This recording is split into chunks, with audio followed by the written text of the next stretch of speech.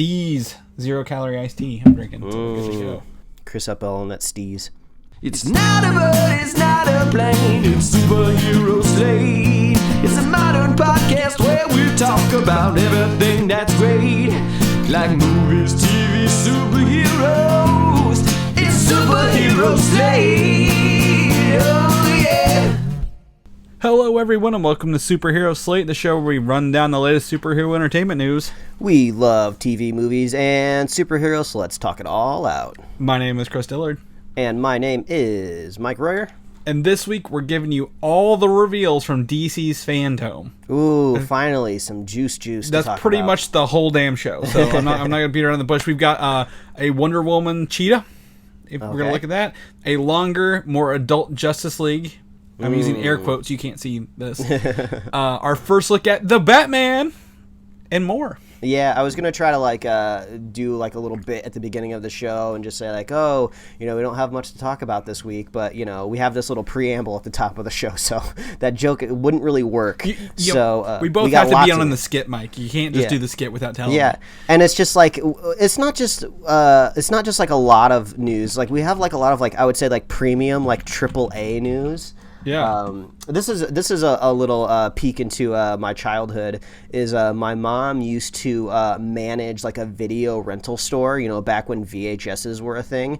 And it was an independent video rental store. I don't know if anybody has any concept of this, but even before Blockbusters, there would be their own independent businesses that would rent out VHSs. It's funny you mentioned that because I've been talking to people about that, because the last Blockbuster is now turning into an Airbnb for $4 a night or whatever. But everyone's I didn't go to a Blockbuster until I went to college, Mike. And I was maybe 22 whenever I finally went into one. Because all we had it was called Danny's Video, and it was a guy named Danny who owned the video store and everything in it.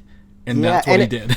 And the cool thing about it was I always liked it because a lot of the times they would be paired up with other businesses. My mom's video store was connected to a pharmacy, and this was even before CVS and Walgreens took out all pharmacies. It was just some dude owned the pharmacy and owned all of the snacks and all the conveniences on the inside, and then there was a video rental part. It was the Wild West back in the day, Chris. Exactly. Well, that's what I was thinking. Mine was we had what was called a JC, and then another store called Bueller's, and these were the two local grocery stores. We didn't have a Walmart at that time. And you would go in, I remember you go in and go to the left, and there was the video section was marked off. You could go get your groceries, rent movies, and then bring them back. Yeah, when you came back for more groceries. I was always jealous of the people that had the video stores that were connected to pizza places. Yeah. Because they would have deals where if you get a X size pizza, get 3 toppings, and you get a free video rental. I mean, that was next level. Talk about synergy. That was synergy. But this is my long-winded way to say that was the first time I ever heard about kind of how titles were labeled, because when shelf space would be empty, my mom would be in charge of picking what videos they get to replace those spots. And a nerd in you would just be oh, you got to get this movie because this director and this writer teamed up and did really, really well. But no, my mom gets this list sent to her of the movies ranked AAA, AA, stuff like that. And a smart business person would usually just get the stuff that was ranked really high because that's what's going to be rented. So this idea of news and video games and movies being ranked with letters, it goes way back to my childhood. And as I scroll through the news here, there's a lot of AAA news that we're going to be talking about. For sure. I mean, I think this is short of a regular comic. This is on par with the Comic-Con episode, Mike. I would think this is one of our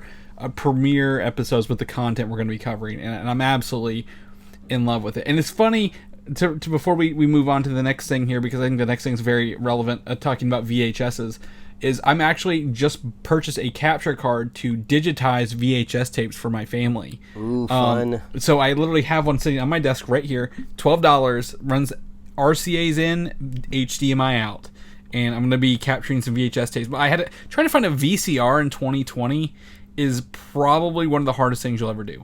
Just to let you know. So we had to go to a couple they're called resale stores or restores, or they're kind of like Goodwill, but I think a little bit more upscale or upstanding than a Goodwill. but like I was able to find 2, and they're testing the other one with the technology person before they let me buy it for like $3. But I'm like, I need a VCR so bad for this. But that's fine, because the only thing you're gonna I actually own 2 VHSs. Have I ever told you the 2 VHS types I currently own? I mean, I can tell you the only VHS that we own right now is How to Draw Marvel Comics the Marvel Way. I guess they made a VHS version of it, and I bought it at Goodwill, and I've never watched it because I don't have a VHS. But what are your 2? Mine is Little Nemo Adventures in Slumberland. Okay. That's from my childhood. Like that wasn't a pig. Like it just kind of went along with me. And Muppet Treasure Island, the VHS version. So that makes sense. Yeah. I might have. I have to look. There's no way to put these on shelves anywhere. You don't display old VHS ones. But I also might have the Muppet Christmas Carol, which did not include one of the songs they put on the DVD version later. So for shame. They Lucased it, man. They put in new stuff to enhance the viewing experience. Well, you know what? Speaking of all this retro stuff, I feel like this is a perfect segue for a shout out that I wanted to give this week, because last week we made sure to shout out some of the listeners that had wrote to us and let us know that they were fans and they were working on some of their own projects. And I knew I was forgetting about somebody. There was somebody in our inbox, and I was frantically trying to use the Gmail search before we recorded the show last week, and I just couldn't unearth it. But then I realized that, sometimes when I come across stuff in the email, or I'm trying to remind myself of something, I'll take a screenshot on my phone, because I'll know eventually I'll go back and I'll look at the photos on my phone, and that's how I found it. And there's a duo out there that go by Darren and Matt that have put together this 80s, seems extremely nostalgic podcast called 80s Adventure, and I got it linked here in the show notes. And they weren't even looking for a plug; they just wanted us to check it out. So this is kind of my promise to them that I will indeed check it out, because it looks like you can get it on Apple Podcasts, Spotify, wherever else. It's like I'm going into the plug at the end of our show here. Well, and you should, because you told me about this a while back. Like, it wasn't like something like Mike forgot. Like, we talked about it. We were like, we're gonna give them a thing, and it looks like they're reviewing movies from the 80s, which is funny because next weekend is the 3rd Bill and Ted movie. Face the Music, and I actually have secured copies of Excellent Adventure and Bogus Adventure, or Bogus Journey, to watch this week in preparation for that. And their most recent one, which dropped today, August 23rd, is Bill and Ted's Excellent Adventure. So I look forward to watching it and diving into their take on it as well. And they're already, like Mike said, they've got an advantage over us.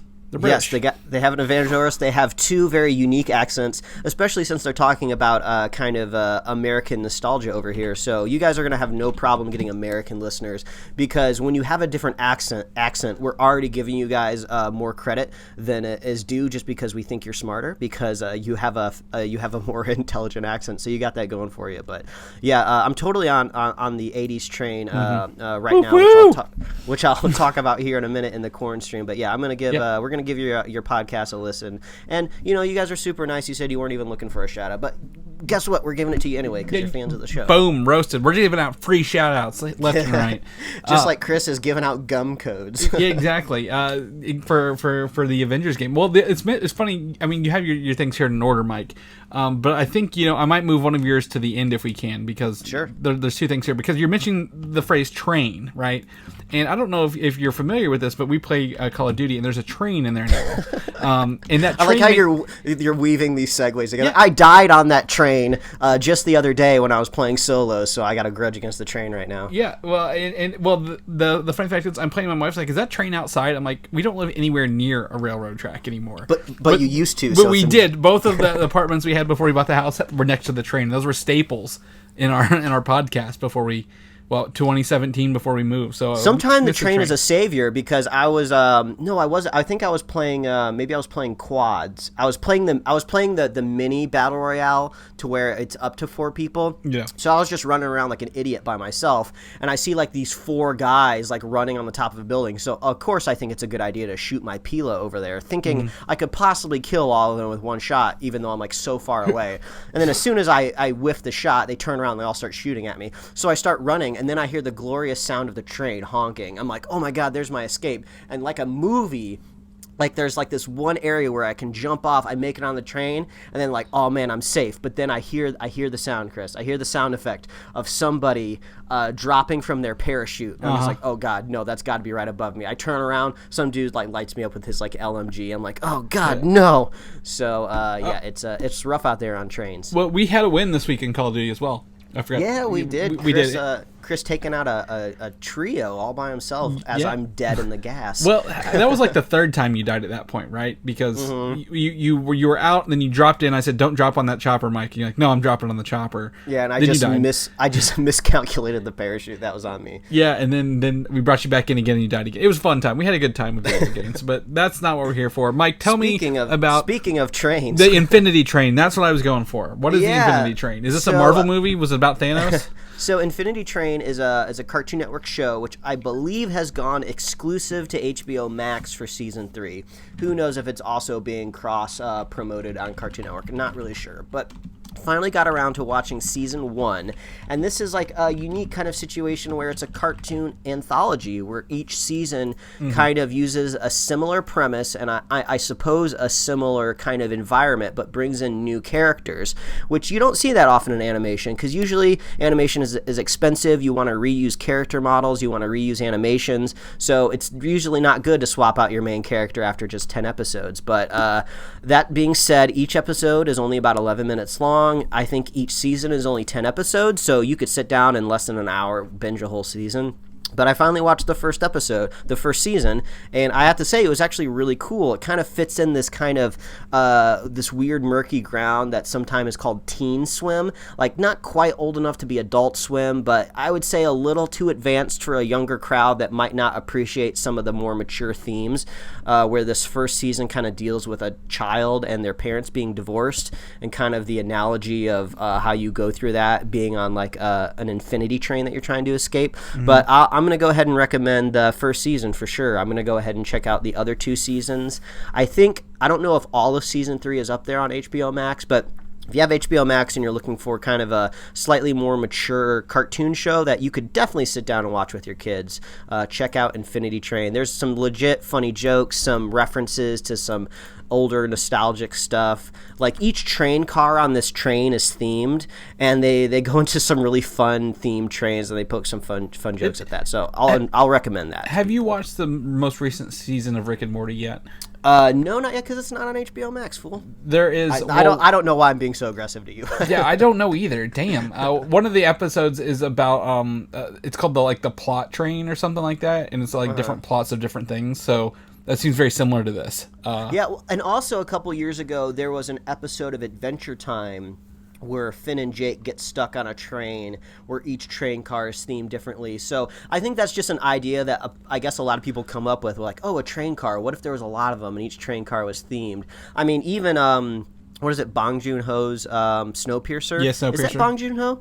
I want to say it was when it was the movie. I don't know if it's about... I don't just want to conflate all Korean directors. But yeah, even that movie, like the train cars are themed. It's just fun when you can theme different cars. But anyway, that's Infinity Train on HBO Max. But if you want to keep real nostalgia, especially with Darren and Matt's 80 Adventures podcast, I finally watched The Thing. The original Thing, not the remake. Not the original. Oh, right, which is apparently called I think it's called The Thing from Outer Space. I think that might be the full title. You watched the John Carpenter version. Yeah, John Carpenter's The Thing. Finally got around to watching it, and this was kind of part of a I pick, wife pick. So on Friday, I had my wife pick whatever movie she wanted to watch, and even more incorporate with the theme, she picked 1985's Clue, which is an amazing movie. Highly recommend. Very hilarious. So we watched that, and then the next night we watched The Thing.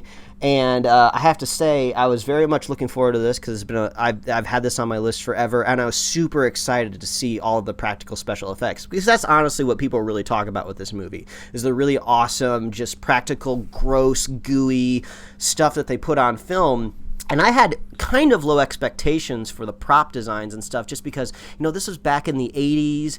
How much could they really do? And man, they actually went all out. The stuff that they were able to pull off just with real things in front of the camera is totally worth the price of admission, which for me was nothing, because if you go on Amazon and start a 7-day free trial of Stars, you can just stream it for free. I mean, I'm going to be canceling the trial, Chris, in 7 days, but I got to watch it. But you tried it out. But unfortunately, I don't know if anybody else feels this way. Movies from the early 80s have this kind of very slow, methodic pace. Whether you're looking at a horror movie or even a comedy movie like Clue, like there's really not a lot of background music. There's a lot of silence. There's a lot of just kind of watching, just kind of acting play out on screen, almost like you're in like a theater.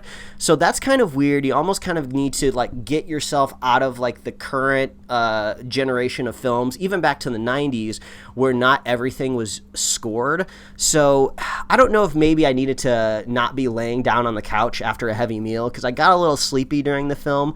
But once those big kind of gross out practical stuff popped up on screen, I jumped to my feet again, and it woke me back up. Kurt Russell's in it. I think this is maybe one of Kurt Russell's earlier kind of. No, so Walt Disney's last words was Kurt Russell. So he was a Disney showboy for a while. Wait, what? Yeah, I did not know this. Walt Disney, like the last words before he died was Kurt Russell, which is wow. But like also Kurt Russell was in a bunch of Disney movies, like the live action ones, like not the popular ones, but like when they were kind of churning them out. So okay, you can go look that up. I mean, I know it's too soon, but Wilford Brimley, who recently passed, was in it.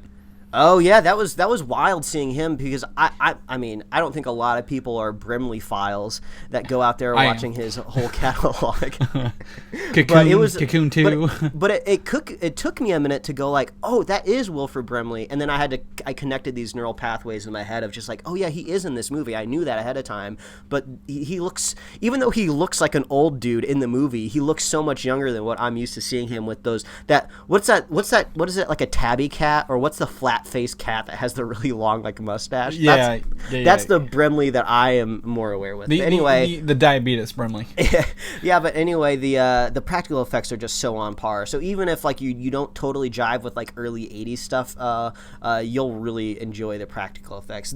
After watching this film, I wanted to watch like behind the scenes stuff. I wanted to consume the making of very much. So yeah, the 1982's The Thing, I would recommend it.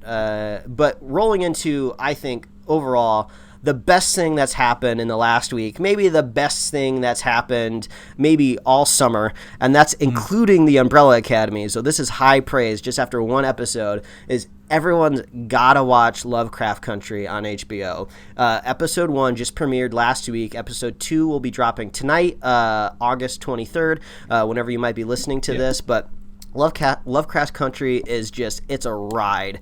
We got like a fresh take on subject matter. I don't want to give too much away, but I mean the kind of the idea is right there in the title. We're pulling a lot of inspiration from H.P. Lovecraft.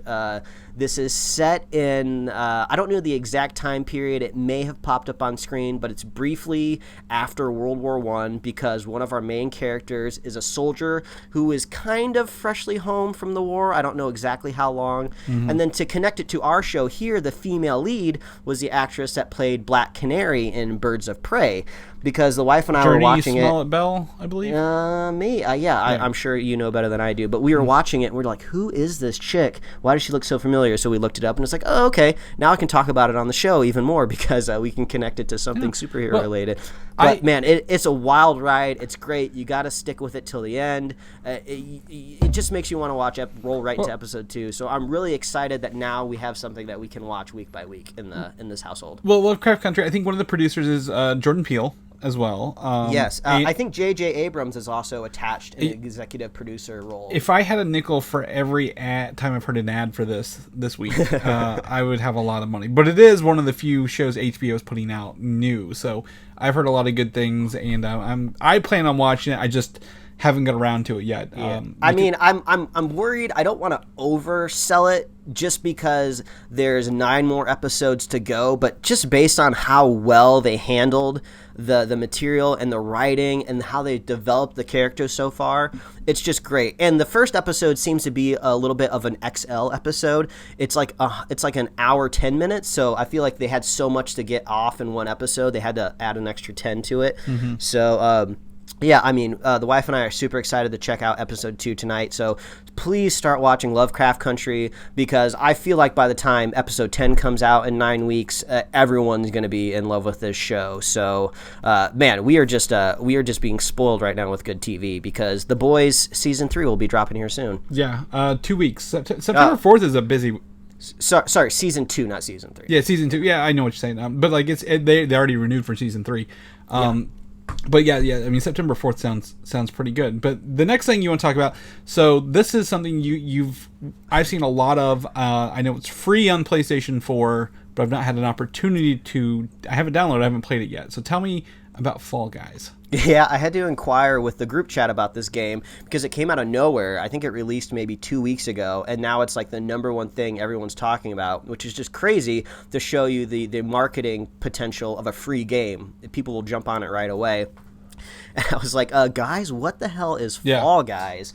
And apparently Fall Guys, if you're not familiar with Takeshi's Castle, it's the show that MXC, which was on Spike TV back in the day, makes fun of, where you're in a lobby with 60 other players, and you're trying to make it to the end of basically an obstacle course, and the top, 75, 50, 60%, depending on whatever level you're playing, makes on to the next game. And I think it's after 4 rounds, maybe possibly 5 rounds, the winner is crowned. And it operates like any other free-to-play game. There's like seasons, there's ranks and tiers and like costumes and stuff that you unlock. But man, this game is like crazy because they specifically engineered these little lumpy minion characters to be very, what word am I looking for? They're not very elegant in the way they move. They're very stumbly. They're very awkward. They have very awkward movements. They don't jump very far, so it's really hard to do obstacle courses. But everybody else is in the same boat. But it's difficult. I mean, I got my wife to play it as well, which is fun because we trade off the controllers whenever one of us loses. The farthest I've gotten is I've made it all the way to the end, to the 4th or 5th round, whatever that is, vying for the crown. And I think I was like the first one eliminated in that round. So it's fun, though, because each level's a little different. Some of them are like legit obstacle courses that you might see at like the fair. You know, if you've ever been to one of those blow up obstacle courses where you have to run through like the punching bags, you have to go up a ramp and make it and beat your coworker at the other end. They have kind of digital versions of that. There's somewhere you just have to outlast other characters, so you'll be on like this rotating drum, and then the little obstacles will pop up, and you just have to stay on the drum longer than the worst like 15 people, and you move on to the next round.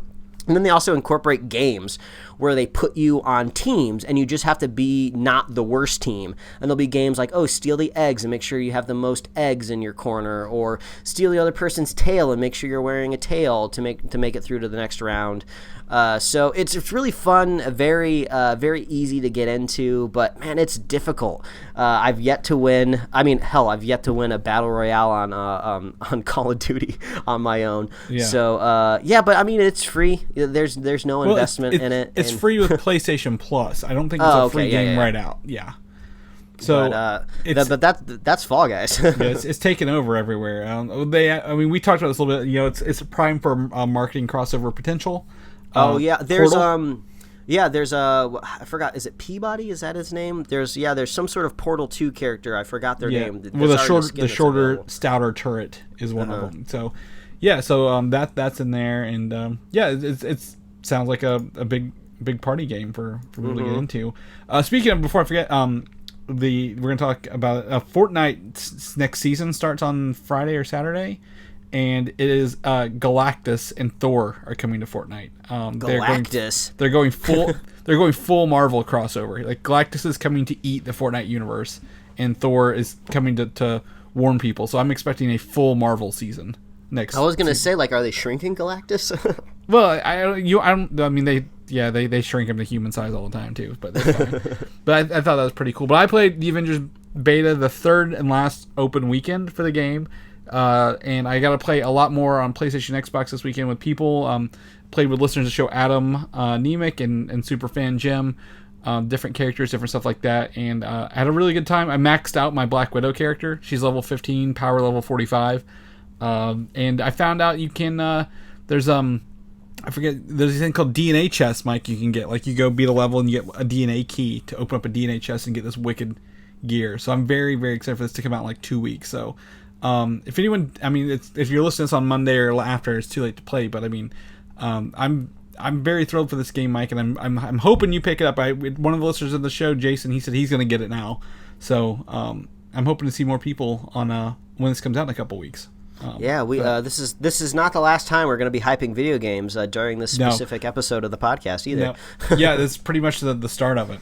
So let's jump into the news. We'll start with some small stuff here. Spider-Woman is reportedly in the works. Movie from Sony Pictures with Olivia Wilde directing.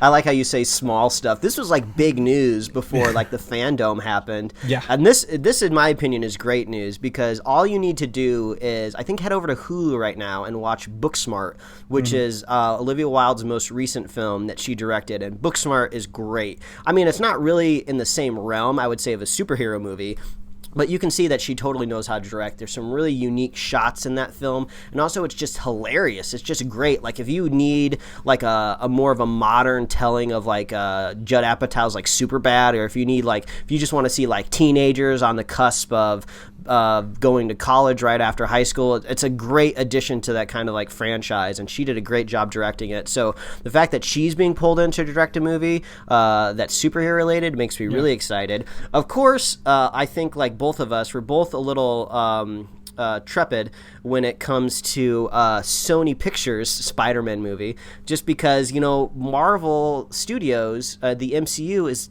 I don't believe, going to be associated with this, much like Venom was, and Morbius to come, and, you know, possibly a Craven movie. Yeah. So, but if Olivia Wilde's at the helm, I'm hoping that she'll really know how to knock it out of the park. Yeah, and maybe it is a Marvel movie, and it's Sony's just doing I guess, like, kind of like what they do with Spider-Man, right? Like, Sony's like, yeah, we have to announce that we have to do all this stuff, but maybe it is a Marvel movie at the back of it. We just don't know yet. They could easily turn it over, but yeah, she's actually doing a Marvel Spider-Woman movie. Because why would you not put Spider-Woman in the Marvel Universe? I think she's a valid character compared to some of the other ones they're doing, right? Like, I'd watch a Spider-Woman movie from Olivia Wilde before I'd watch a Morbius movie with Jared Leto. And they've already filmed that one.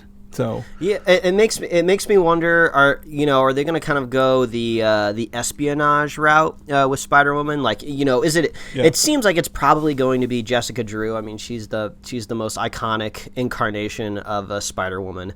I'm curious. Is she the only version, maybe? I mean, I only say that just because I feel like every character in every comic book has always been at least one other person at some point in time to like sell that run of an issue. So I just say that to cover my ass, really. Yeah.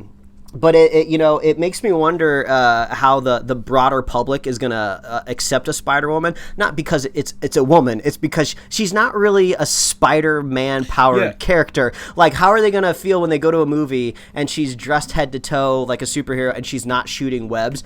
I'm gonna be okay with it because I'm primed. I already know how the character works. But like, are people gonna be like, what the hell? She doesn't even swing around on webs. It's just like, I know she's named Spider-Woman, but it doesn't really work that way. So well, that'll probably be the first thing in the trailer. You know that, right? That'll be the first thing they do. Yeah, this would be the thing that would worry me more if a Spider-Woman movie was being developed like in the early 90s. The director would just be like, no, make her shoot webs. That's the only way people are going to come see the movie, you know? Well, I think it's the same situation with like Ant-Man, right? Like they poked on that first one, like, is it too late to change the name? Yeah. I think they'll totally do something like that. Yeah, and I think if humor was needed, Olivia Wilde could handle it. I mean, it makes me wonder what's the broader implications for her character moving forward. Is she gonna team up with Tom Holland at any point in time? You know, who knows? Maybe they're gonna change it. Maybe Tom Holland's way too busy to ever fight Venom, and maybe Olivia Wilde is going to be the one going up against Venom. That could be an interesting team up. That doesn't necessarily taint our MCU Spider-Man, which we care so much about. So kind of putting them in their own little universe might work. Who knows? There's a lot of question marks in the air for Sony still. We've yet to see Morbius. That's been pushed. We don't know what the quality of that's going to be yet. We haven't seen Andy Serkis's Venom, which will hopefully turn things around.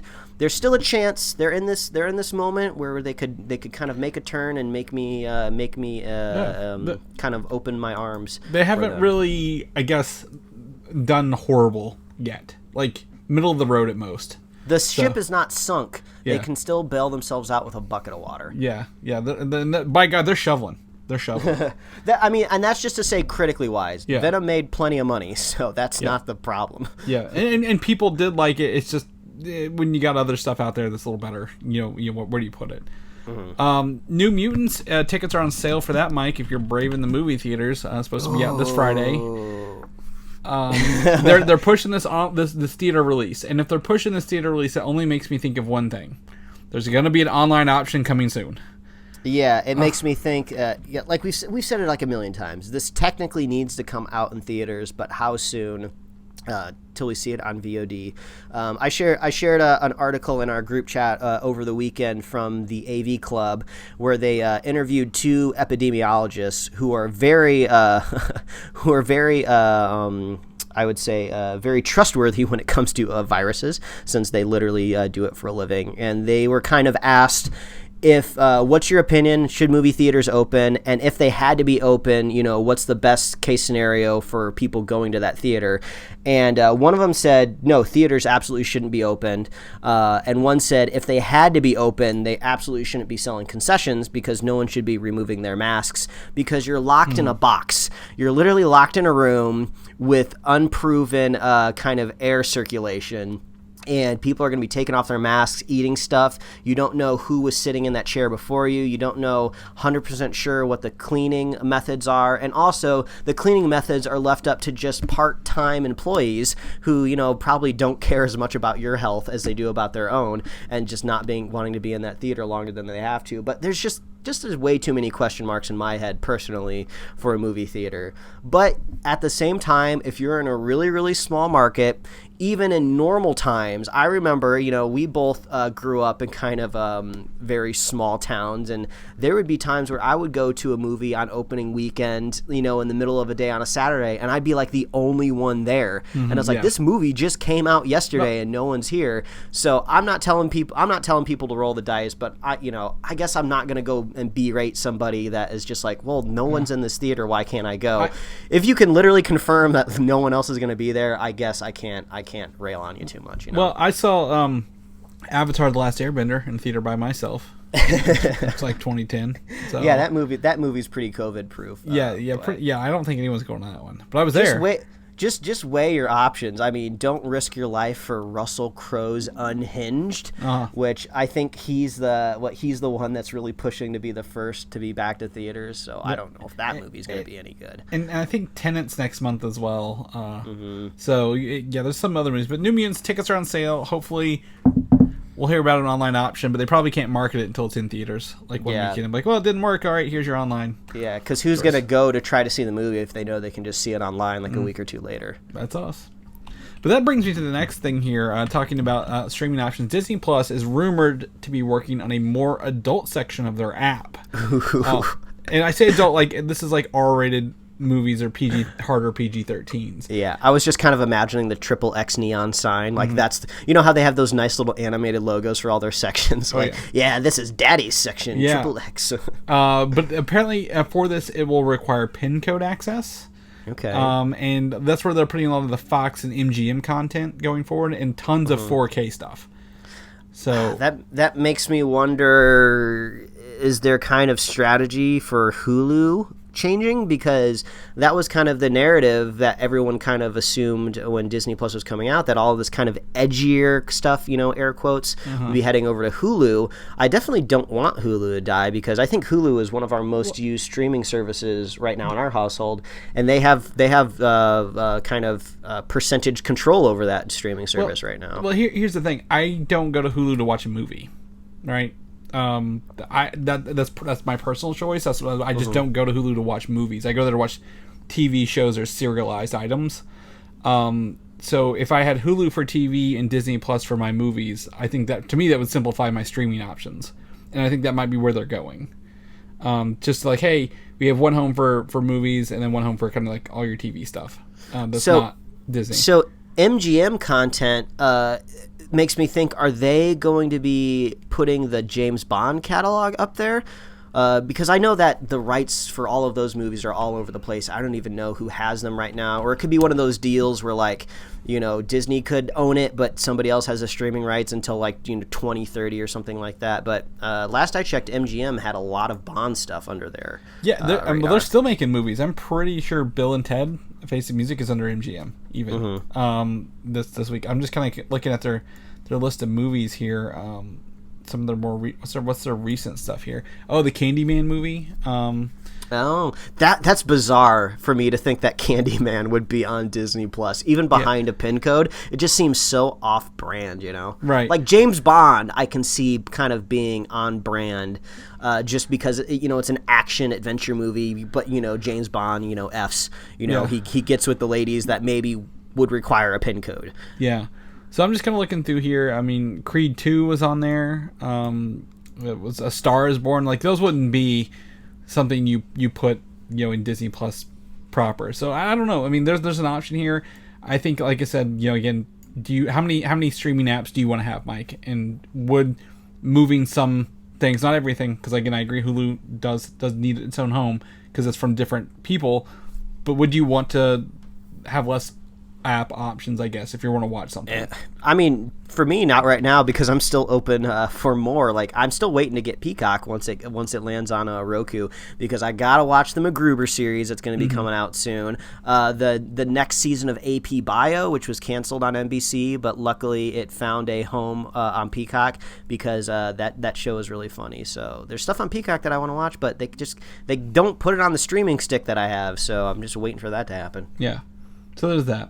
All right, Mike. Let's cut it out. Let's jump into the deal here. We got DC's Fandome. That's what people are here for. And that's I feel like we need to hire one of those like demolition derby announcers or the monster truck. It's the DC Fandome. Yeah. Well, that's probably what they had there that nobody watched live. We just got the recaps. Yeah. But the rest of the episode is dedicated to DC's Fandome, and this is where I want to say they moved literally half or most of the panels to September 12th. Most of them, the big ones remain this weekend, the movie and the superheroes, but WatchVerse, YouVerse, InsiderVerse, FunVerse, and DC Kids Fandome are now next month on September 12th. I wasn't going to watch any of those anyway, so... Yeah, we were kind of throwing around some ideas of maybe why it got moved. I think your technical one was pretty smart, that maybe they just didn't have the bandwidth for the servers that they rented out. I think that maybe they just had low RSVPs for those things, and they just didn't want, people to sign on and see that, like, oh, only like 20 people are watching this. This is very sad. So maybe if they put it on a different weekend, they can promote it differently. It could be a combination of things. Who knows? But we got the goods. We got what we wanted this weekend. Literally everything we're going to talk about is everything I would have come for anyway. So even if those other ones would have got on, I wouldn't have cared. So maybe separating them makes it a little more...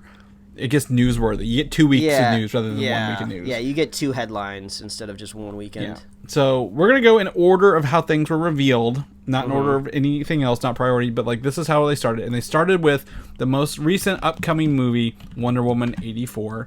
They call it the official main trailer revealed and released. And this gives more of a story to what the movie's going to be. The character Pedro Pascal, I believe, who's he playing? I had a name written down earlier. Someone's yelling at me. But we've not watched the movie yet, so I don't know his name. And didn't say it in the trailer.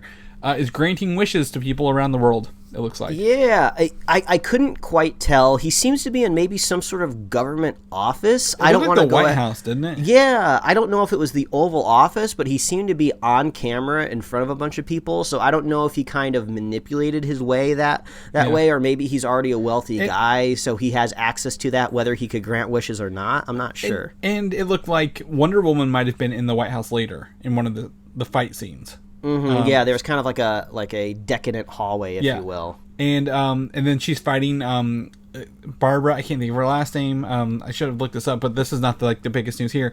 And we got our full look at Cheetah, the full form of Cheetah in this. The Kristen Wiig is an actual cheetah person. I was surprised to see that. It almost makes me think, were we ever going to see Cheetah in a trailer, or was this kind of something that they were holding back, and we were going to get this trailer eventually, but, maybe a week or two before the movie came out. Mm-hmm. So I don't know if they just, we don't have anything left that we can show them. We'd rather them see the movie, but it was cool to see Cheetah. Unfortunately, I think we got a little too much of her. I feel like I can kind of see the moments where she's going to be in the film.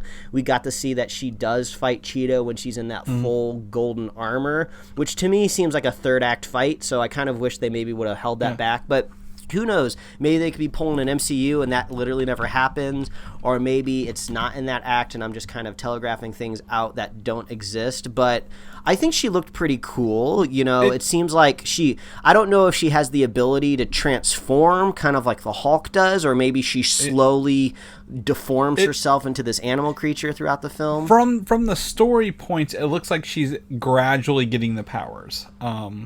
A la more like the Incredible Hulk. It was more like Abomination in the Incredible Hulk movie. Mm-hmm. Is what I'm getting vibes, because she's like, I think she throws someone up against a car really hard, and she looks like surprised at herself. I just want to say, I'm highly disappointed. There was a huge opportunity to use Metallica's "Ride the Lightning" in this trailer, because she whipped back and forth through lightning in this, and she was quote unquote riding the lightning, and I'm like, why did we not get this song in this? I get maybe the audience is wrong, but I think some of this looks really cool. But at the same time, I want just a little bit more. I'm gonna watch it. It started with a flashback. It looked like to Themyscira, and that's really. Is she gonna go back there? Is that the only scene we get in Themyscira? What's going on with this? My big question is the Steve Trevor question. Not necessarily how he's back to life or whatever, but he seems to be very, very shocked to see Diana there. I wanted to say Wonder Woman, but he wouldn't call her Wonder Woman. He seems very shocked to see Diana is still around, but he doesn't seem to be very shocked that he's around, that he's alive, that he's come back. So I don't know if I don't know if he's never died, or did he say? Well, did he not say it's been forever since I've seen you, or it's been a long time since I've seen? So maybe he's like you. He's like, you haven't aged at all, or you're still the same. So I don't know exactly what's going on there.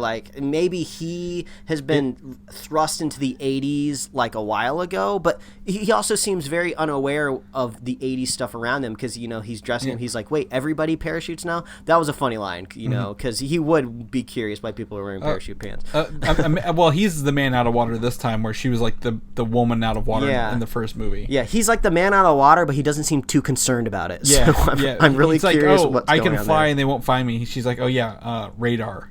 Yeah. So I all that being said, I'm still very hyped for this movie. Yeah, I don't think there's definitely no knocks here. I think it's going to be fun. I did enjoy in the cheetah fight scene to see one. They didn't cut the scene when they ran at each other. They literally showed Dana grab this Catwoman by his scruff and throw her to the ground. I'm like, not quite a suplex. I don't know what the wrestling move is, but it was pretty visceral. I liked that. Yeah, I was like, okay, they're not going to be afraid to throw these people around. And then she also kind of got her tossed around in the looked like the White House. The cheetah could go through she'd jump through her bracelet thing. So I'm excited to see where this goes, and then the story, and how is 1984 in the DC Extended Universe look. So check out that trailer in the show notes for sure. I think everything has a video. Almost everything has video, so we'll go through that. Next up is Gotham Knights, Mike, the first of 2 video game reveals this weekend. This was the unknown video game. It's a trailer. It's the upcoming video game from the people who did the Arkham Knight stuff. One of them, Rocksteady, I think they did both of these. And I was reading, I'm hesitant to say this because I was reading the article. This is a sequel to the Arkham Knight game. That was the last game by Arkham Knight, which appears to have this one starts with the death of Batman. Bruce Wayne is no longer in this universe, and it's up to 4 other Bat proteges to protect Gotham, including Batgirl, Nightwing, Red Hood, and Robin.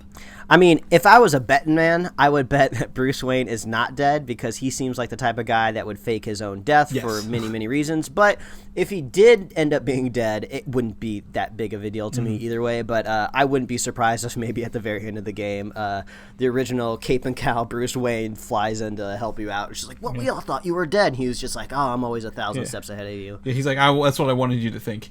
Or something like that. But I think, here this is an interesting style video because, again, I've said this, it gives me again Arkham feel, but also it feels like the Spider-Man game we've recently got on PlayStation 4, Mike, with the fighting system, the combo system, the traversal. Well, some of them swing around, some have like access to the Justice League's teleporter, looks like Robin does. Red Hood's using guns. I don't know how that's going to work out in the story, but maybe they're stun guns. I don't know. But then they released a 7-minute gameplay video of this as well. Yeah, I didn't know the gameplay video was out there, so I'm kind of scrubbing through it right now, which is good because when I watched the cinematic trailer, I was like, okay, wow, this actually story seems really cool. This kind of seems like one of those alternate maybe DC Universe comics, like, oh, what if Batman did die and all of these kind of crusaders would need to come out and, protect Gotham. But the gameplay didn't really sell me. The minimal amount of gameplay that they showed in the trailer. Yeah. But some of this stuff looks pretty cool. It looks like there's like duos where you team up with people. I don't know if this is multiplayer or if the computer's controlling the other character. So it has a 2-player mode, they said in that video. Like you will be able to play online 2-player. So I don't know if they're going to lock you into certain characters, or if you have the option to play as any of the 4 you want. Oh, man. Okay, cool. We're getting more of a... Because Mr. Freeze was the coolest looking villain in that cinematic trailer, and now I'm seeing him here in this gameplay trailer right now. Yep. He's kind of like a pimped out animated, from the animated Bruce Timm one. Yeah. Man, this looks really cool. Well, I mean, I usually don't get kind of some of these like beat 'em up games that often, but I don't know, this one looks pretty cool, man. Yeah, especially if it's in the Arkham universe kind of thing. I mean, I'd be down with that. I've played all the other 3. Yeah, right. So there's skill trees for your character. There's a leveling system, so you level up and get more abilities. Very much again akin to any open world thing, but it feels like Spider-Man, I think, with multiplayer. Yeah. The Batgirl costume is really cool. I love the design that they gave on this. Yeah, and then also at the end of the trailer, they even teased the Court of Owls being like the main villain for this whole thing. That's probably like one of the few recent Batman things that I've read in a while was the Court of Owls mythology, and that's really rad that they're bringing that in. Yeah, very much so, and it felt like it. And then they even said that this game is going to come out in 2021. We don't have a lot of waiting to do, and it's going to be for current gen and next gen consoles as well. Yeah, but of course it is a video game, so don't be surprised if they give you like a May release date and then like March comes around and they have to delay it until the fall, because that's just how video games work. So exactly. But it looks like they've maybe taken some of the assets from the Arkham games and put it in here, because you could play as, I think, Batgirl, all these characters at some point in the Arkham games. So yeah, it looks interesting to have this game kind of reveal here. If you're not very familiar with breakdancing moves, it looks like Nightwing has air flares to combat people, which is a very hard, a very acrobatic move that an actual human can do, but I would be surprised if anyone could ever fight anybody with it. But I thought that was pretty rad that Nightwing was doing air flares in this video game, so I'm looking forward to maybe a little bit more of that. Yeah, and of course co-op. I mean, there's 2-person takedowns as well, so it looks really fun. Man, we're really getting spoiled with like premium superhero video games from both sides of the comic book aisle. Oh yeah, they're not holding back for sure. But I'm going to tell you, one of the biggest bits of news this week before DC Fandome launch was actually related to the Flash movie. Oh my god, yeah. And they were like, guess what? Ben Affleck is going to come back as Batman for the Flash movie. And holy crap. As soon as I saw that, I'm like, I'm going to have to apologize on the show. I feel like weeks ago I told people that the actors and characters from Zack Snyder's universe were effectively dead. Yeah. And I was almost guaranteed Ben Affleck was not going to come back. But I don't know. I guess his rehab went well. I guess I should say I'm not 100% sure if he went to rehab, but we all know he was going through some shit. So I guess things have turned around for him, so I'm glad that he has. Well, but it seems like all of these characters are coming back into the fold. Damn. Well, so this apparently he will not be like a main role in this, but he will be Batman in this because the Flash and Batman were together, right, in Justice League. And this Flash is going forward. But Michael Keaton is going to be the main Batman in this movie still. So we're going to have two Batmans in this movie at the same time.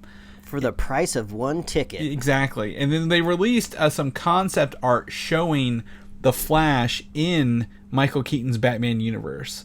Yeah, it looks like he has more of an organic suit, or I guess maybe more of like a spandex style suit.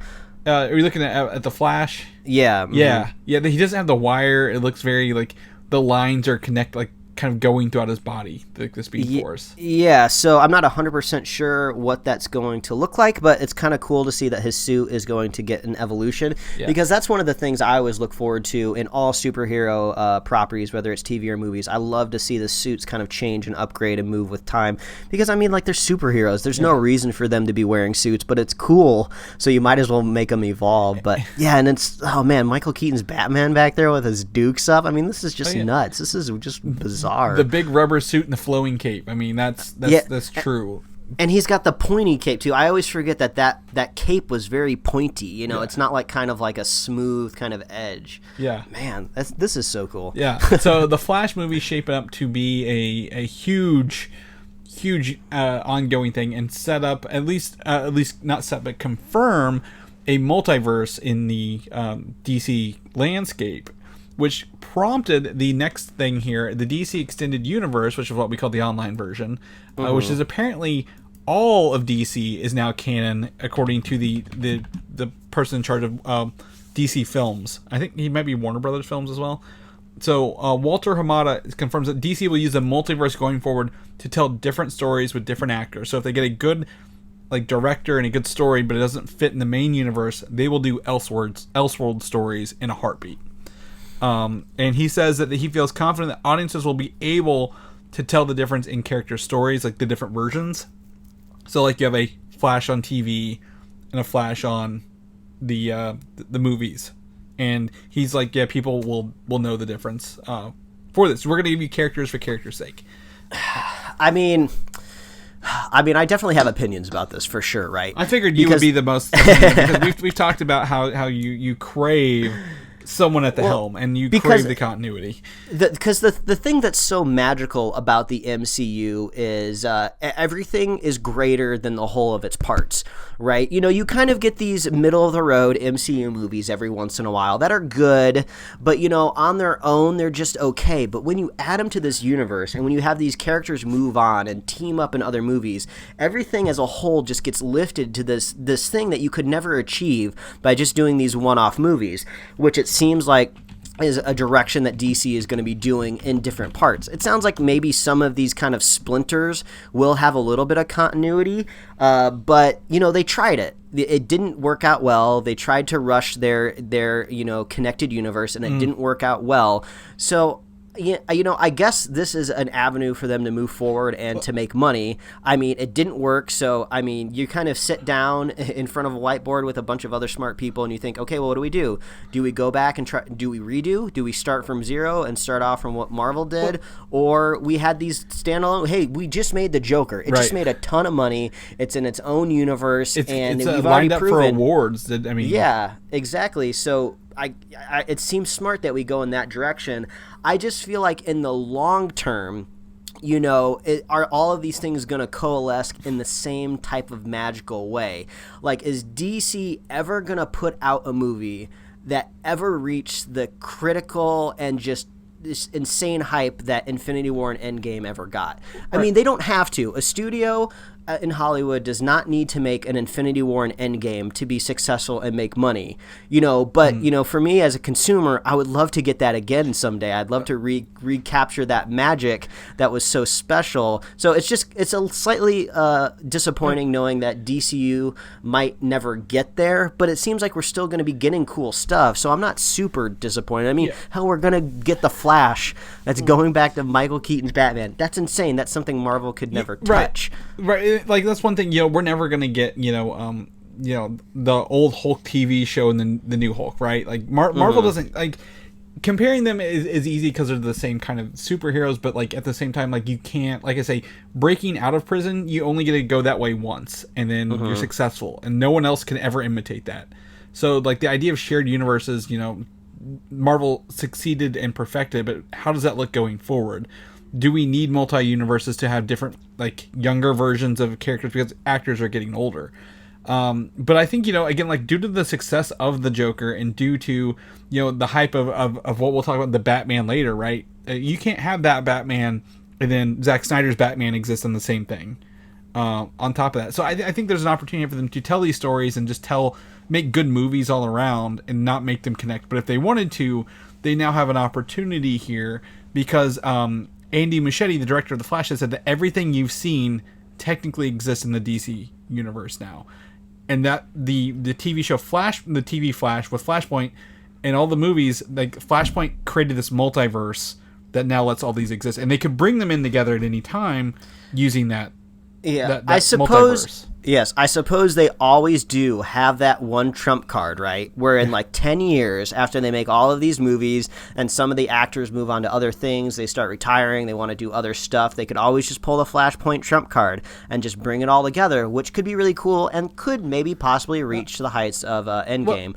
But I will go ahead and disagree with Mr. Hamada on the point that audiences will be able to tell the difference between the characters, because I've literally had somebody look at me in my face and tell me they're looking forward to Grant Gustin's The Flash cameoing in one of the Marvel movies. Like, people do not know the difference. There are idiots, but at the same time, the people who do know the characters, who have watched the TV show, and they've seen that there was another Flash in there, right? Whenever what's his name from Fantastic Beasts, the movie version of the Flash, showed up at the end of Flashpoint.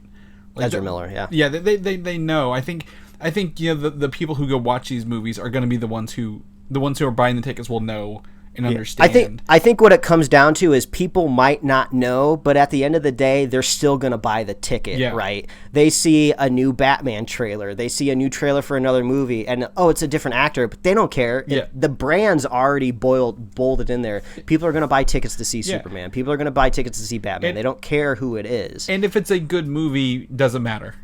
At the end, we've talked about quality over quantity at the end of the day. Now, and this is not even bringing up the fact that the HBO Max universe is even more fractured, because we got Berlanti shows, we got J.J. Abrams' Green Lantern coming soon. They all exist now. Yeah, we got Dark Universe coming. So wow, there's like, you'd need so much red string and thumbtacks to put this together. But the beauty of it is, if they wanted to bring it together, so Marvel did Infinity War and stuff like that. DC has the ability. It's called Crisis, like Final Crisis on Infinite Earths, right? Like that's they have that ability to bring these multi-versions together if they ever wanted to into a Crisis movie. Which, if they build towards a Crisis movie, that could be.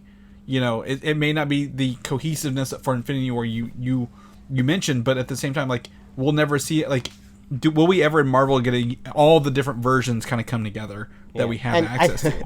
I think the funniest thing, too, which kind of puts me at ease a little bit, is the current DC movie universe is the closest representation to comic books that there is, just because, just look at any comic book line out there. There's tons of different universes, tons of different authors, characters being rebooted all the time. There's multiple Batman storylines running from different universes all the time. So if you ever wanted a real comic book movie universe that imitates comics to a T, I think you're looking at DC right now. Exactly. You never know what you're going to get.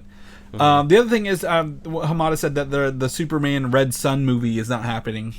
So if you were hoping for a Russian Superman, I think now would be a horrible time to do that. I don't think communism is a very good thing. The comic book does not glorify communism in any way. I mean, I believe, if I remember right, Superman kind of comes back around to at the end of the comic to be like, hey, maybe this all isn't that good. But maybe we don't need this right now. Yeah, we don't need that right now. So that's also not happening.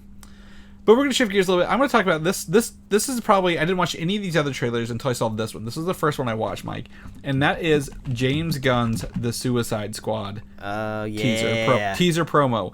And while it gives us zero footage, it gives us the biggest lineup of B-list superheroes, C-list, D-list superheroes even, that I've ever seen in a movie.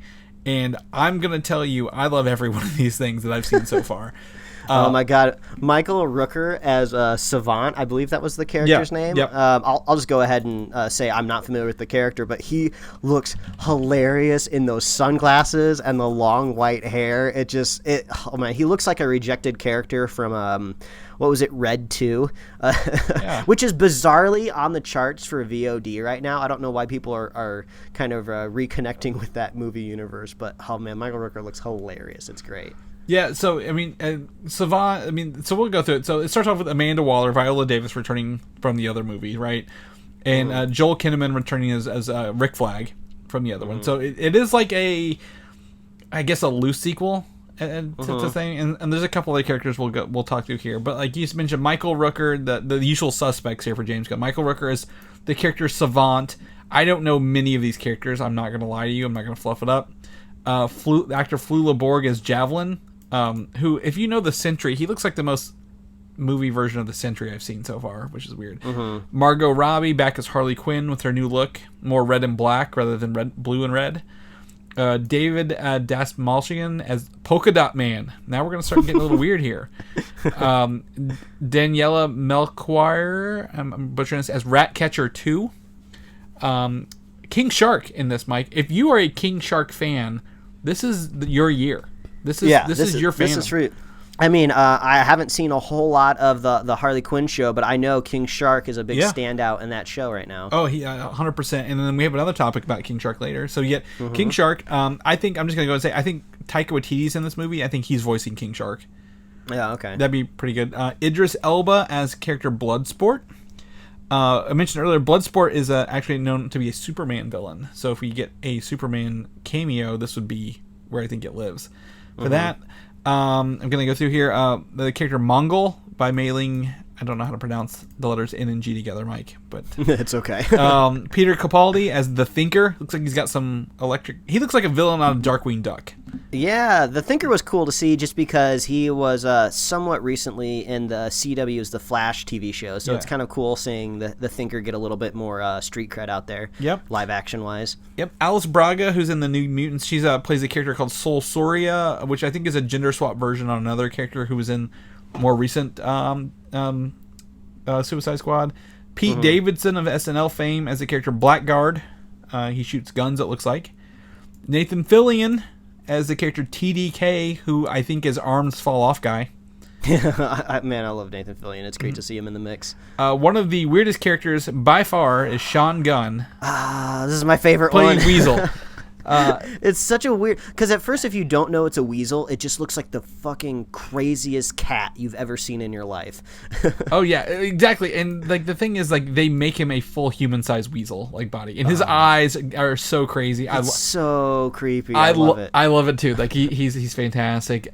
Jay Courtney coming back as Captain Boomerang, returning from the other one, and then John Cena as the Peacemaker, who is essentially a violent version of Captain America. So yeah, and they even so the craziest thing about this, the first thing that really sticks out is the production design for sure, because there's another video that it's not really a trailer, but it is kind of a trailer. It's mixed with like behind the scenes shots, but also you're getting some shots from the movie. You're getting characters introduced. You kind of get to see set pieces. So for all intents and purposes, it's almost like a different strategy for a teaser trailer, I would say.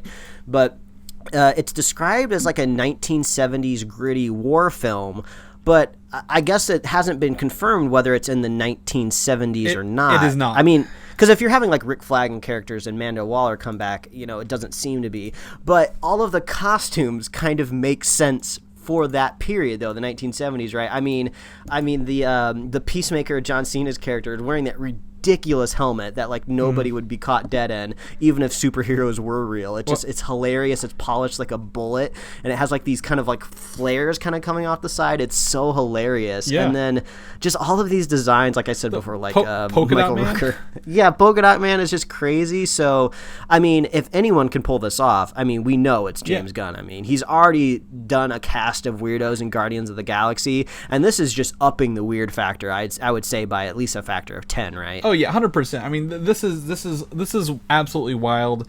I don't know how long. Again, in the original The Suicide Squad, they killed off like what was his name? Slipknot. Like very really. Will any of these people make it past the intro? I think, I mean, they all seem to be in a lot of the shots in the second video, which has the first look and behind the scenes shots. So I think they will be in a lot of it. I didn't see Weasel in any of the lineup shots. Yeah, maybe, I don't know, maybe he's a lot of CG that's just not polished, well, right? did you see he's in the behind the scenes shots for a clip? I'm going to send you the photo because I love this one. He's just licking a prison window. If you, oh yeah, I do remember that. Yeah. So I don't know what to think. I don't know who the villain is, but this is fantastic. This is definitely it leans into the weirdness that Suicide Squad tried to do at first and didn't succeed, and James Gunn has embraced it and turned that volume knob to 11 for this. Yeah, it's just so strange, and then it's really curious. This seems to be connected, I would say, the most right now with kind of Snyder's universe, just because we have a lot of these carrying over characters. You know, Margot Robbie is a character that's literally shared screen time with Ben Affleck's Batman, right? Yeah. I think that happened in Suicide Squad. So we have connections to these other characters, and I feel like James Gunn, kind of this maybe splintered universe that he creates, would be the best to kind of deal with some of these kind of languished characters that maybe won't continue, because you could kind of poke fun at the fact that like, oh, Ben Affleck, you're still Batman or something like that. Maybe not quite as meta as Deadpool, but you know, he seems like he is willing to have fun with this weirdness. Yeah, none of these people, I don't know what a lot of their power sets are, and I'm sure we'll learn, and they've probably adapted them from the comic books a little bit, but they lean into those weird costumes so hard. And again, I think Captain Boomerang and Harley Quinn and Rick Flag are the only ones kind of remaining, which is sad because I like Killer Croc in the first one. I think that, but replacing him with King Shark is definitely a bold move. Yeah, I would say it's fun watching Harley Quinn go through all of these aesthetic changes, because like I said, I love costume changes, and she's had probably the most right now, right? In all of these kind of modern movies.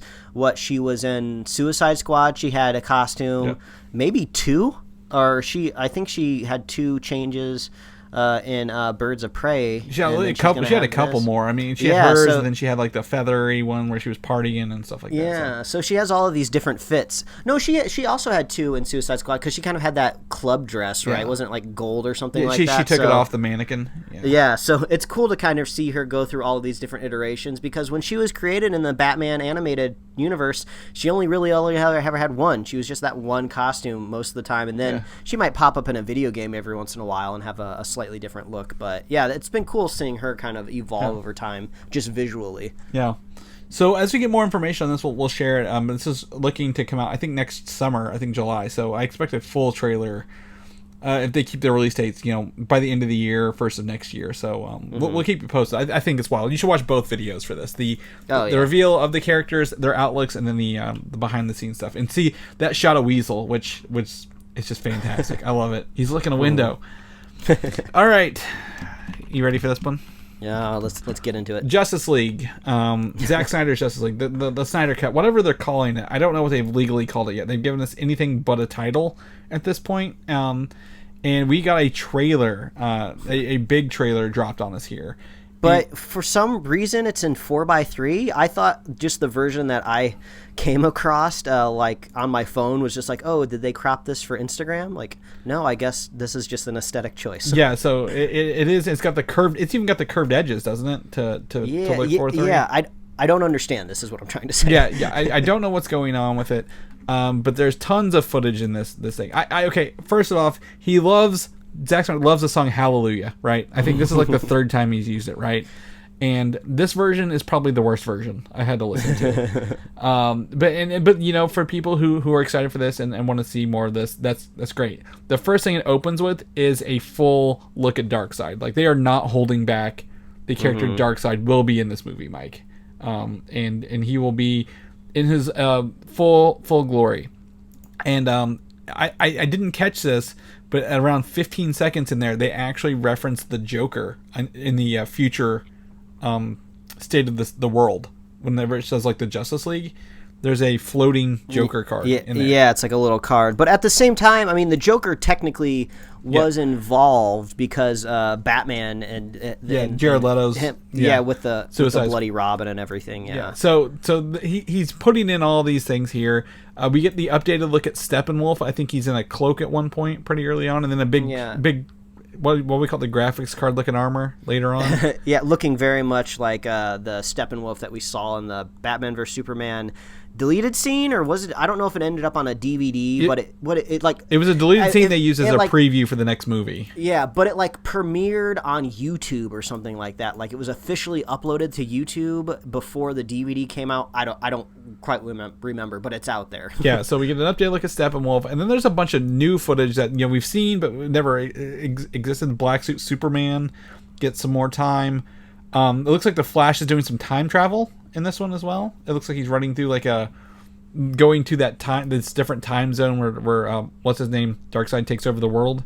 Yeah, there was the other Flash scene with Iris West, where he saves her from her car. I think that may have been a deleted scene as well.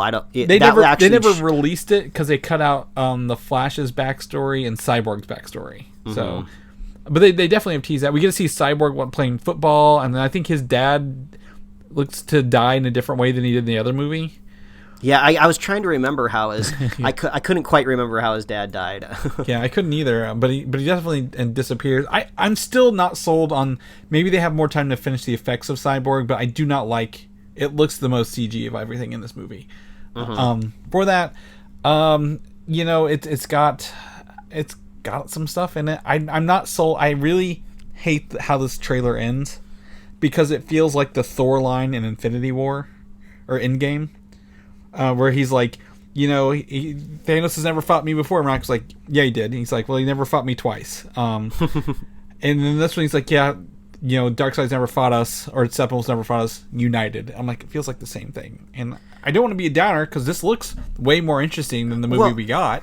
But I think the best way to put this, for sure, this is without a fact true, Zack Snyder's trailers have never been the problem. Yeah. Full stop. The Batman vs Superman trailers, great. The Justice League trailers are great. The Man of Steel trailers still give me goosebumps because of the score and the way everything was cut, and now he's slowly working up the kind of like the just like the inner power to take off for flight for the first time.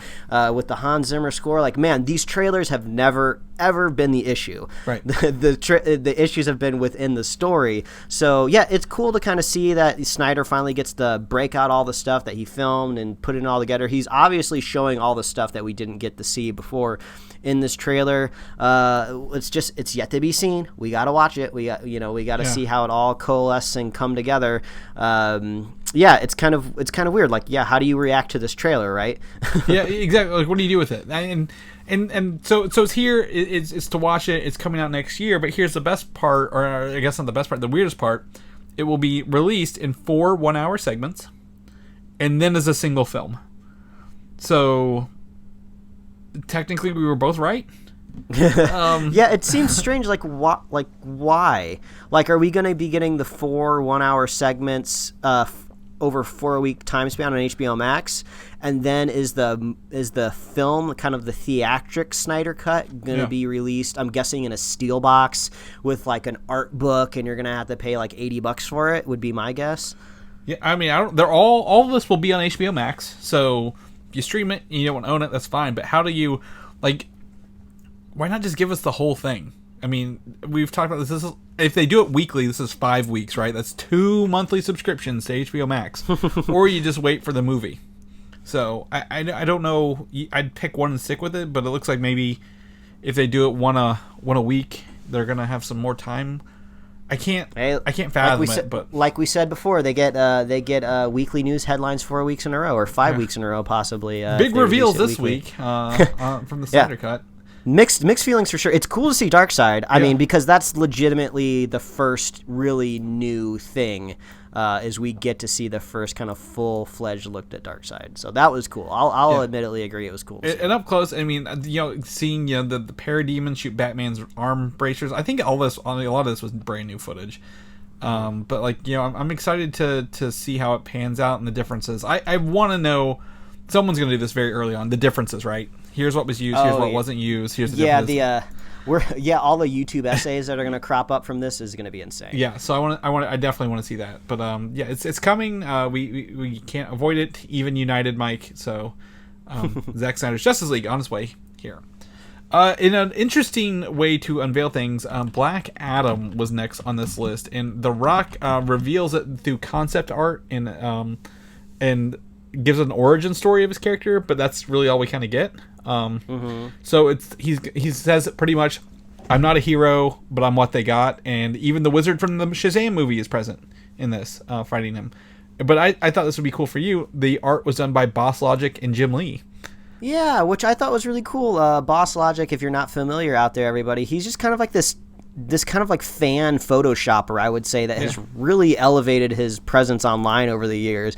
Kind of just started doing just like fan edits of just like, oh, this actor is rumored to be this character in this movie. I'm going to hop on Photoshop and Photoshop them as this character. And his skills has developed over the years. He's gotten just better at what he does. And now he's just getting these collabs, like these legit collabs with these big actors. I mean, come on. You're getting Dwayne "The Rock" Johnson literally tagging your Twitter account off of his. Like, he's giving you direct shout outs and like calling you brother and stuff like that. I mean, like, come on, there's nothing cooler than that. So it's just this cool little Cinderella story for me, just seeing a dude that just kind of was doing fan art on his own, and now he's being tweeted by The Rock. That's amazing. Well, I mean, DC is paying him to use his art in the videos, like that's fantastic. And I think he's kind of started to make a living off that, doing these collaborations. So that's really awesome.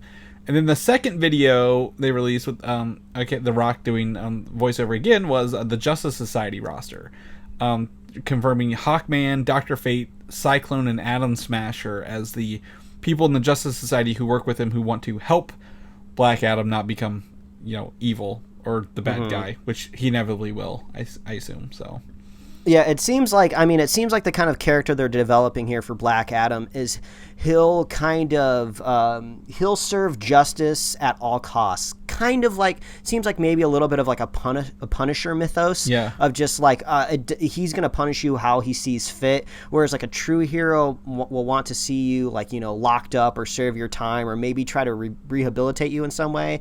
Seems like Black Adam's just like, no, I'm just gonna smash you to oblivion. That's because that's what you deserve. Not afraid to kill, because I think he even says like I don't like bullies or something like that, which that's. So it's going to be an interesting story, going to be an interesting movie with The Rock, but they are definitely giving him a unique story that's not like a redemption story at the end of it. So. I mean, I really like the character of Dr. Fate. I think it's really cool to kind of see like this haunted helmet, if you will, kind of taking people prisoner underneath it, but they seem to be somewhat okay with it. So I'm really looking forward to seeing a live action Dr. Fate. That's gonna be rad. Yeah, I'm leaning more into Hawkman myself, because we had the TV version. I'm like, give us the movie. Well, who was rumored to possibly be Hawkman? I think that was floating around like a week or two ago. I can't quite remember who it was. I didn't catch anything myself. So. Oh man, I can't think of it. If it pops up in my head, I'll let cool. you know. Well, a little bit of a shorter thing. Aquaman 2 had a panel, and pretty much they just confirmed Patrick Wilson returned as Ocean Master. So, literally nothing on that. That's a ways out. So we'll probably get more. But Aquaman, good time the first time. Let's hopefully see how the second one kind of goes, right? So, with him coming back in Justice League, the Snyder Cut, we'll see. Shazam 2, speaking of Black Adam, the sequel is not called Shazam with 2 exclamation marks, but Fury of the Gods. So Shazam Fury of the Gods, which I don't know how they'll do that. This is after Black Adam will be released, but I don't think they're going to tie it in together. So yeah, it seems like maybe this could be like a third movie for Shazam. We all know, if you listen to the show regularly, I was a big fan of Shazam. I was very excited for the kind of third act reveal of the Shazamily, I think as Chris coined it. So I'm totally down for more of this character. I was a little disappointed this weekend that we didn't get more Shazam news. I wasn't really expecting like a trailer or anything like that, but I mean, I just wanted a little bit more than a title. But I guess I take what I can. Yeah, casting would have been good. For like who are the gods? Why are they mad? How are these kids going to deal with it? With all their powers. So it makes me think of that. What is the movie? The Gods Must Be Crazy. Have you seen that, where the Coke bottle falls on like this tribal African person? No. And it's a weird movie. For some reason, it was like a film that they deemed okay to show in school. Like, almost like it's educational in some way, but yeah, it's just about like this tribesman who is not familiar with modern technology stumbles across like a Coke glass bottle he's never seen it before, and then this one glass bottle totally changes the lives of these kind of people secluded from society. I don't know, it's called The Gods Must Be Crazy. It's been so long since I've seen it, but wow, if people have any opinions about that movie or have nostalgia around it, let me know, because it's been a bit. let Mike know about that one if you're watching it. Yeah. Back to the Suicide Squad yet again for the bigger game reveal here. Suicide Squad Kill the Justice League. And while we got no gameplay trailer, it looked like a trailer to tease the story and the gameplay. And I absolutely adore this one more than the first one. This was so much fun. All of the characters have these really fun personalities. King Shark, like we said before, is back, and he seems to almost have like a Dave Bautista kind of Drax feel to him, where he's a little bit more literal. He almost kind of sounds like Dave Bautista too, so I'm curious who's doing the voice acting on King Shark. But yeah, everything's cut together just really funny. Like, we start with this really flat kind of comedic shot of Harley Quinn, and then even once they get into the action, it's really not really high kinetic in your face. It's just more kind of like the camera is just kind of moving around, and we see this kind of cast of just misfits. Nonsense people. Misfits, if you will, just kind of doing their deed. Well, they're all snarky, and they all feel different than their movie versions. Like, this Captain Boomerang is very much the Australian version, and very snarky.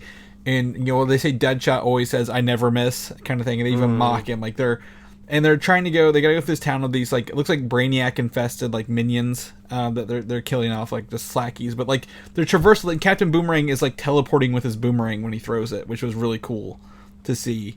And then they get to where they were going, and they're like, we forgot what we were trying to kill.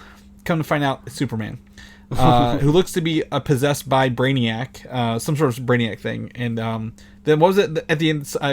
He says King Shark threw a boomerang at him, but I think Captain Boomerang threw a boomerang at him and hit him in the head. Yeah, and they're just like, oh, crap, yeah, Boomerang's just totally out of the loop, when it's just like, oh, crap, it's Superman. Yeah, so I think this looks, I mean, again, no gameplay shown. This is coming out in 2022, but this team of 4, and maybe they add more later, I don't know, looks really, really fun and funny. Oh, yeah. And I mean, come on, like, this weird cover version of Hallelujah doesn't necessarily sell us on the Snyder Cut. Yeah. But man, using Outkast Bombs Over Baghdad is the number one way to get me hyped. That is like one of my favorite songs, and I always, like, I'm always getting hyped when I hear it. And man, connecting it with like superhero video game stuff, man, that's the way to go. Yeah, and well, this one's officially done by Rocksteady, so this one looks to be like their new AAA title. You know, a lot of care and love gone into it. So I mean, you know, we don't get it for 2 years, but you know, if E3 rolls around next year, or they have another fandom, I'm expecting to see gameplay. So, so let's line up for that.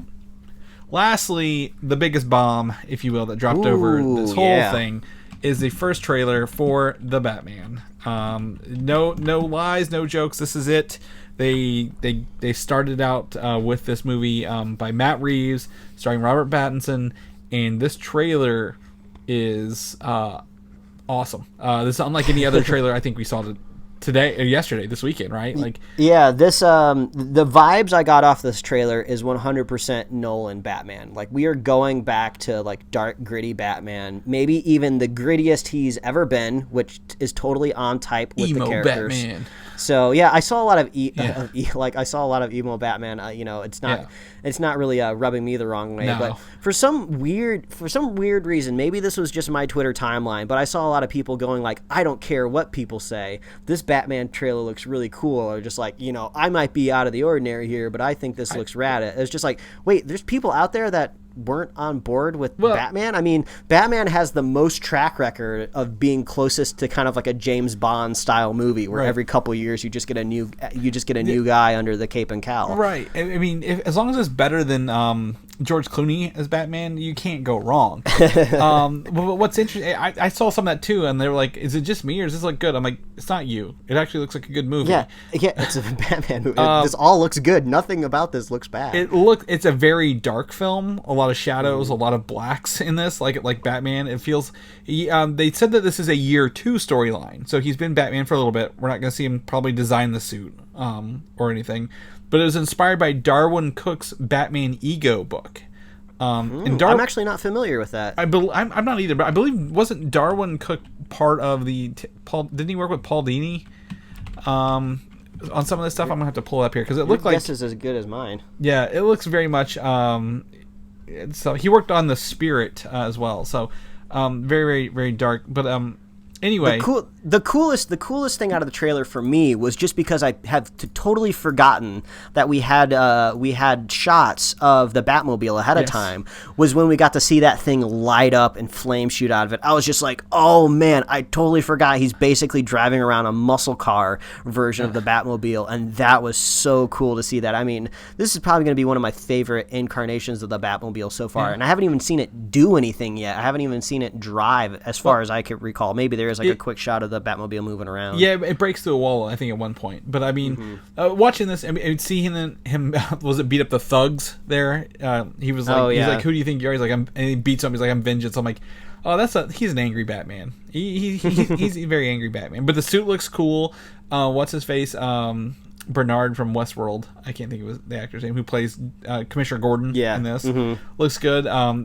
Jeffrey Wright. That's Jeffrey Wright. Yeah, Paul Dano is the Riddler doing most of the voiceover because the riddles are coming on these crime scenes, right? Which we've not had a good Riddler. I like Jim Carrey, but his Riddler's not the Riddler. We get some voiceover for Andy Serkis' Alfred, and I don't know if you caught this, but Colin Farrell was in this as Oswald Cobblepot, aka the Penguin. Oh no, I didn't. Really so I'm going to drop you this image here in your messages because I want to hear your reaction to this. That's Colin Farrell? That's Colin Farrell as Oswald Cobblepot. He is in heavy makeup. Yeah. Wow, that honestly does not look. I don't even think like Facebook's tagging algorithm would pick up any bit of Colin Farrell on that at all. Wow, I didn't catch that at all. That's wild. Yeah. Man. So going through this, there's a bunch of cool frames. Again, I mean, this just looks fun. I don't care. There's the emo Batman things, but a year two Batman, a young Batman who's definitely going to be angry at the city that is being corrupted and overrun by criminals, right? Like, that's fine. He's not going to have that calm coolness he has 20 years later when we're used to. Man, talk about the juxtaposition right now of the last two images you sent me. We got the weasel looking in the window, and then like this crazy penguin. But I think I'm curious how Catwoman is going to evolve because that's the other character that we see in here, and this is almost like. Early, I want to compare it to like Spider-Man's homegrown suits that we've seen throughout the different Spider-Man movies, where we're kind of getting this just kind of cat thief version of Catwoman. She's not quite studded out in like a high-tech costume yet. There was one shot that I remember where the camera kind of sweeps behind her, where she's cracking a safe, ears a little bit. Her kind of hat just kind of comes into a little bit of points that kind of resemble a cat. So we know that she's getting her own spinoff into an HBO series. So maybe the suit comes in her own show, or maybe she'll have it by the end of it. But we did get to see a little bit of her as well. Yeah, and also the director Matt Reeves confirmed that Gotham PD is essentially the year one. So there's like a masked vigilante around, so it will lead into this year two. Now, whether that's good or not, how does a show without Batman work? Will Jeffrey Wright be in it? I don't know any of that stuff, but I think this universe looks cool. The logo reveal at the end of this feels like on any other Batman we've had. It doesn't feel like Nolan's Batman. It doesn't feel like the 90s or the 80s or the 60s Batman.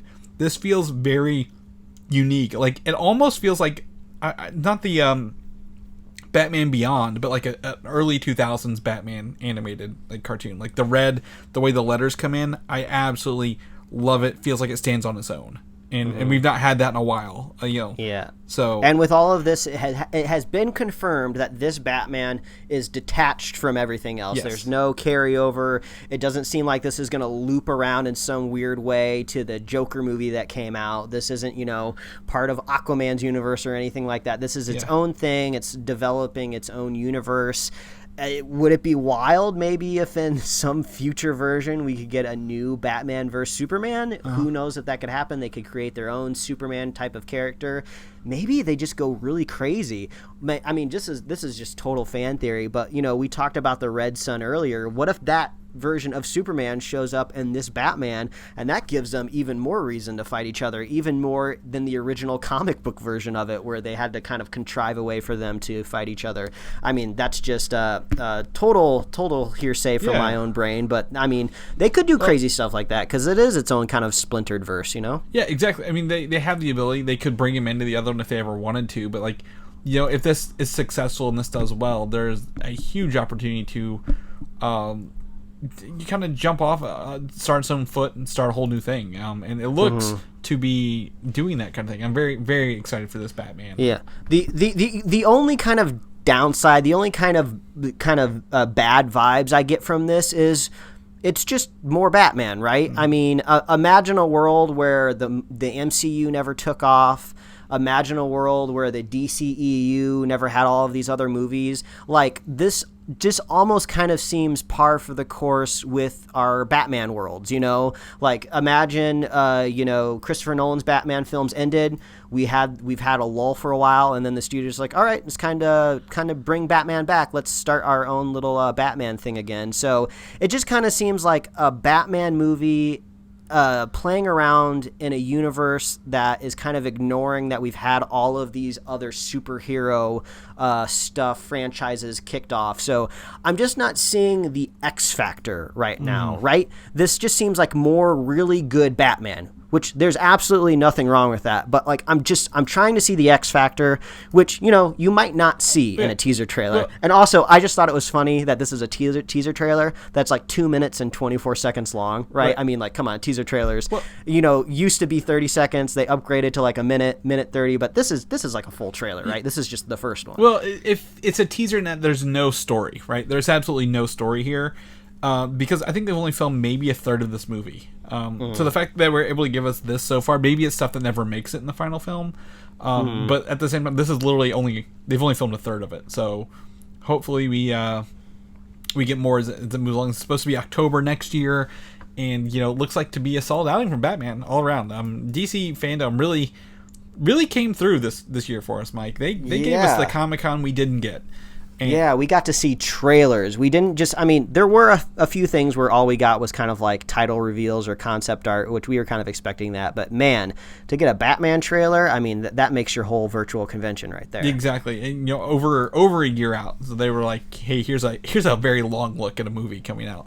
And again, we had stuff for Justice League, Wonder Woman, Suicide Squad. They really poured out a lot of good content. And, the last time they gave us a bunch of stuff, it was just dates and titles, and I think the time before that they gave us like Justice League Part 1 and 2 and the Cyborg movie and the Flash movie. None of those ever came to fruition, so I'm glad to see they've got content and they're actually working on it, and we can be hyped for this. And again, it renews the show until all these movies are out and they announce the sequels yet again. So I was excited. This was a good time for me, Mike. Even though I didn't watch it live, the recap was well received on my end. I don't know about you. Sounds like it was. Yeah. So. I was glued to my phone. I was refreshing Twitter, checking websites, looking for the headlines, and as soon as those trailers dropped, I had the presence of mind to not watch it on my phone, and I pulled it up on the TV. Yes. So I watched all of these trailers for the first time on my big old TV. On your big old TV. There you go. All right, folks, that's our episode for this week. We're going to wrap it up here. It's been a little longer than usual, but I think it was well worth it. It's a good time. I'm hoping to see what other studios maybe announce or do for us. Again, I don't want to bring up, not to bring Marvel up here at the end, but they've got a lot of stuff they've changed. We've not seen a lot of stuff. Yeah, where's our Marvel dump? We want our Marvel dump already. We need that next, because DC has set a very high bar for individualized events. And while Marvel and Disney have their D23 every 2 years, last year's, San Diego Comic-Con was a highlight for Marvel, and they've not really done anything since then. So it's been 5 months since we had a Black Widow trailer. I don't know if you knew that. Whew. So I think once Mulan's out there in the world, we might be getting some Black Widow stuff. Knock on wood. Mike, if people don't know what you're up to, what you're doing, where they can read your most recent comic, where can they find you at? Yeah, I just put out a new comic recently, so you can find me at Mike Royer Design on Instagram and Twitter, and you can read all of my webcomics at pickledcomics.com. Chris, if people want to catch up with you, see what hot sauces you're eating, and see what flavored Oreos you're buying, because I know you're sending me that stuff all the time, where can they find you? Oh, yeah, you can find me on Instagram, Valdan87, or Twitter, Valdan, Valdan. I am, to Mike's notes here, I did get the Truff hot sauce, which is a black truffle base hot sauce, and then also what was the maple syrup Oreos, the maple cream Oreos. Yeah, there it is. Always gotta get those gimmicky snacks, Mike. You know how I do. I mean, the maple cream ones are actually like less gimmicky, because I mean that's like I don't want to say Canadian delicacy, but like Canada has like maple flavored like sandwich cookies that are just like so good. They're awesome. We got some when we were in Vancouver, and I don't know if Canadians like just turn their nose at them because they're like, oh, I'm not just gonna eat it because it's a maple leaf, but man, maple cream is delicious. That's all I'm trying to say. Yeah, I mean it's nature's tree sweetener, Mike. Makes those trees sweeter. So yeah, you can find me there. People know what want to listen to more episodes, more of our stuff, more of our reviews, like the Umbrella Academy Season 2, which we broke off separately from the other episode, but it's still in there. Where can they find it at? Oh, all you have to do is visit superheroslate.com. That's the best place to find all the avenues we host our show and to get our awesome show notes. So we talked about a lot of trailers today. So if you don't want to hunt all those down, we got those in our show notes. And if you want to check out Matt and Darren's 80s Adventure podcast, we got their shout out link at the top of the show notes over there. And last week we had some other shout outs from fan created stuff. So go check that out as well. Yeah, if you're making any cool fan stuff, send it our way. We'd love to check it out. So you can find us on Apple Podcasts, YouTube, Spotify, and wherever else you love to listen to fine podcasts. You can like us on Facebook, follow us on Twitter and Instagram, and get merch at superheroslate.com/store. Like I just said, we love hearing from you. Did you watch The Gods Must Be Crazy in school? This I suppose is the very first time I'm hearing I of it. suppose there's a chance that you may have watched it outside of school, but for some weird reason, I've seen it 3 times, and I've only ever seen it like on a school television, like when a substitute was there that day and didn't want to teach. I don't understand why the school system has been so attached to the movie. I just want to know if anybody else has those unique memories. And also, I want to know about your VHS kind of stories back in the day. Like, did you ever get like a pizza for half price with a VHS? Like, I got to know that stuff because that's just so tender and dear to my childhood and my heart. But if you want to be a super fan of this podcast, because we love our super fans, and super fans get the joy of playing video games with Chris online, because he'll only play with super fans. I mean, I'm putting words in his mouth, but I think it's fun. I will play Marvel's Avengers with anybody when it's out. You just gotta add me. I'll be on there. Yeah. So, but if you got to be a super fan, and in order to be a super fan of Superhero Slate, it's so easy to do. All you got to do is share the show with a buddy, share the show with a friend. No in-app purchases over here, and we'll see you every week. And hopefully, maybe there's a slight possibility that we'll be talking about New Mutants next week. We'll just have to see how things shake out in the mysterious dark sides of the internet. Yeah, exactly. We're going to cross our fingers and keep you guys posted, and we'll catch you next week. All right. Bye, everybody. Thanks for listening, and don't forget to subscribe. Got to have a good bowel movement after a podcast, you know. BM.